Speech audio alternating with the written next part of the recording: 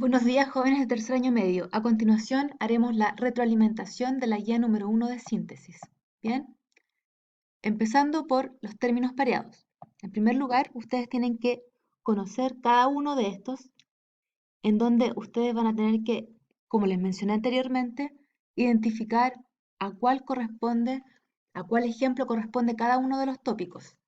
Beato-sil, ustedes saben que es aquel que hace una invitación a las personas a apartarse a un lugar mucho más tranquilo para poder reflexionar.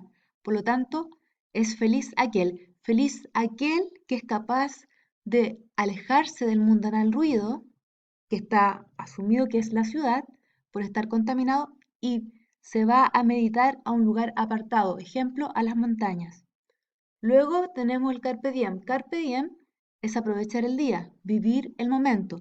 Aprovechar el día en una triada que es mente, cuerpo y espíritu en absoluta armonía, tal como lo hacía Leonardo da Vinci. Luego tenemos tempus fugit, que es el paso fugitivo del tiempo, un paso inexorable. Es decir, cuando nosotros nos damos cuenta que la vida huye fugazmente. ¿Ya? Es decir, saltamos de una etapa a otra sin darnos cuenta. Seguimos con Ubisoft, que es ¿dónde están? Cada vez que hacemos una serie de preguntas ante aquellos que se han ido, que ya no están entre nosotros, que pueden ser seres queridos, personajes que han obtenido fama y gloria y que son recordados en la humanidad.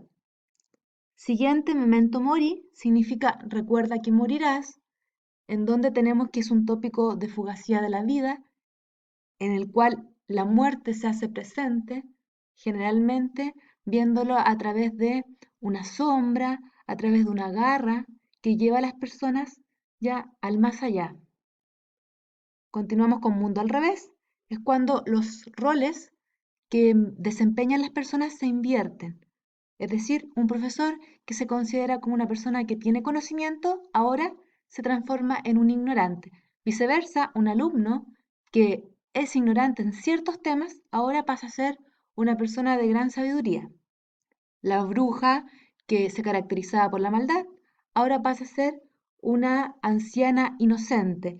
Y la princesa que se caracterizaba por su inocencia, ahora pasa a ser una villana, una mujer malvada. Locus amoenus era el tópico del lugar ameno, un lugar paradisiaco, ideal, en donde la naturaleza se hacía partícipe de esto. Es un lugar en el cual las personas pueden descansar tranquilamente, pero lo más importante es disfrutar de la naturaleza, disfrutar del prado verde, ya, de la brisa marina, disfrutar del sonido de los pájaros, etc. Lugar paradisiaco. Seguimos con Colibrí Rosas, que es Coge doncella las rosas, una invitación a las jóvenes a que aprovechen el día a día, aprovechen su lozanía, su juventud. Siguiente, ciervorido, cuando estamos ante una persona que tiene algún tipo de herida, ¿cierto? Una persona que ha sido lastimada y por lo tanto busca el refugio en otro ser que lo aconseje y lo saque hacia adelante. Este otro ser puede ser Dios, puede ser un amigo, un psicólogo, alguien que lo ayude a entrar en el camino. Generalmente el ciervo herido se asocia, ¿cierto?, con aquel animal que está en fragilidad y por lo tanto busca una fuente para poder sanar sus heridas. Por último, Furor Amoris, teníamos un tópico que era amor con locura, por lo tanto en donde no podíamos controlar nuestros sentimientos. Bien, y ahí ustedes tendrán que resolver cada uno como corresponde. Recordemos que la clase anterior ya se les hizo algunas ayudas en este aspecto. Continuamos. Después, verdadero y falso. Lo mismo vamos a trabajar nuevamente con tópicos literarios, que son los lugares comunes, temáticas recurrentes en la literatura, y ustedes tienen que colocar V si es verdadero o F si es falsa. Bien, el tópico en que se invierten los papeles y valores es reconocido con el nombre de locus amoenus. Ustedes me tendrán que decir que esto es incorrecto. ¿Por qué? Porque acabo de decir que el locus amoenus significaba lugar ameno. Bien. 2. Dice el tópico del literario del Carpe Diem, ¿se refiere a la muerte? Recién dijimos que el referido a la muerte se llamaba Memento Mori. En cambio, el Carpe Diem significaba aprovechar el día. 3. Cuando tus padres enuncian, en mi época no pasaba esto, todo era mucho más ordenado, casi no había delincuencia, ¿alude al tópico de la rueda de la fortuna?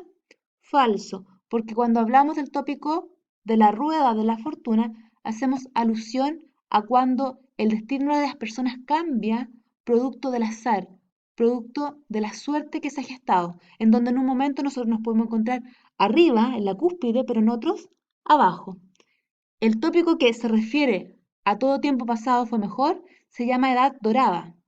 4. En la canción Un año más se nos va. Saludo el tópico del tempo fugit, por supuesto, porque es un tópico que tiene que ver con el paso del tiempo. 5. Una publicidad que presenta como eslogan, porque la vida es ahora, úsala. ¿Se evidencia el tópico Carpe Diem? Claro, porque Carpe Diem es aprovechar el momento. 6. Ahora los políticos son honrados. ¿Alude al tópico del tempus fugit? Falso, porque el tempus fugit acabamos de decir que es un tópico de fugacidad de la vida, el paso inexorable del tiempo. 7. Usa esta crema y tu rostro rejuvenecerá, y así los seducirás. ¿Es un tópico del Colich Virgo Rosas? Por supuesto, porque el Colich Virgo Rosas quiere decir que aprovechamos nuestra juventud, nuestra lozanía, vitalidad, la frescura que tenemos cuando somos jóvenes. 8. El locus amoenus es un tópico que elude a la naturaleza vista como un paisaje ideal, agradable y tranquilo.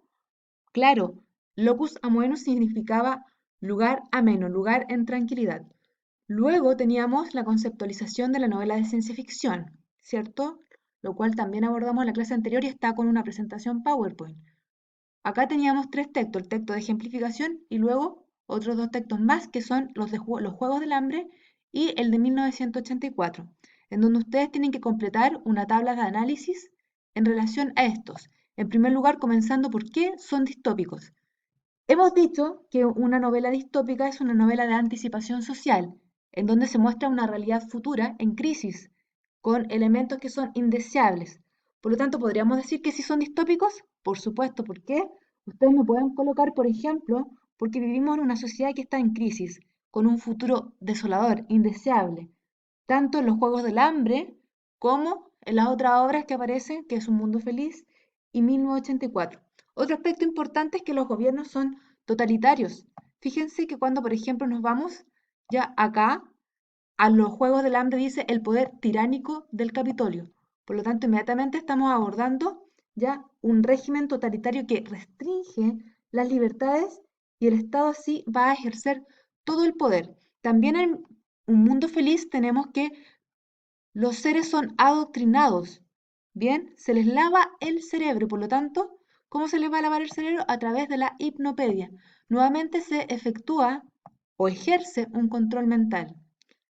Y seguimos con el texto de 1984 que dice, el gran hermano te vigila, ¿bien?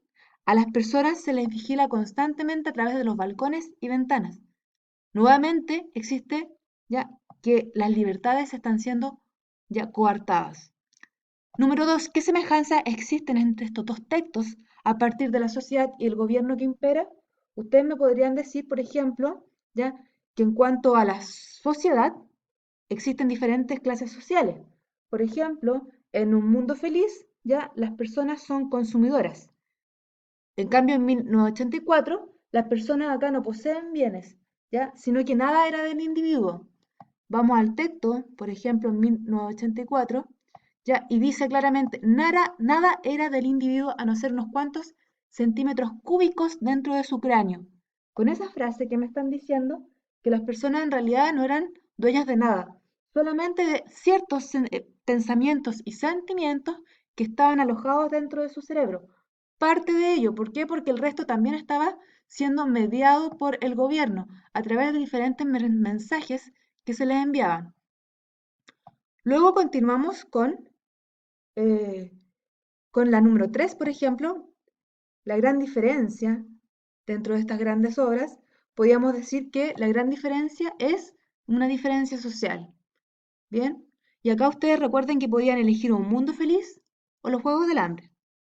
En el caso que hayan elegido Un Mundo Feliz, ustedes me pueden decir que los habitantes de este mundo eran trabajadores y por lo tanto consumidores, es decir, personas que adquirían bienes. En cambio, en la obra 1984 son seres que no poseen bienes materiales. al igual que los Juegos del Hambre que también son pobres. Por eso idealmente en esta pregunta ustedes tendrían que hacer la diferencia entre Un Mundo Feliz y 1984. 4, ya esto se los dejo a ustedes, interpretar, decir qué significa y la contextualización, por qué cuando se menciona el lugar donde aparece, ¿cierto? De la frase El gran hermano te vigila en 1984. Luego tenían que conseguir completando las diferentes preguntas, ¿ya? Hasta que llegamos nosotros a la producción textual. Y esto es muy importante que lo hagan jóvenes, en donde su comentario tiene que necesariamente exponer una tesis o contratesis en torno a lo que estamos viviendo hoy en día, a partir de del COVID-19 o coronavirus, en donde ustedes van a tener que decir si efectivamente vivimos o no vivimos una distopía ante un gobierno que se muestra opresor y una realidad amenazante, es decir, en donde se está amenazando nuestras vidas, nuestra forma de comportarnos dentro de la sociedad. No se olviden incluir todos estos elementos, jóvenes, y espero que haya quedado un poquito más claro el resto de los ítems. Nos vemos, que estén muy bien.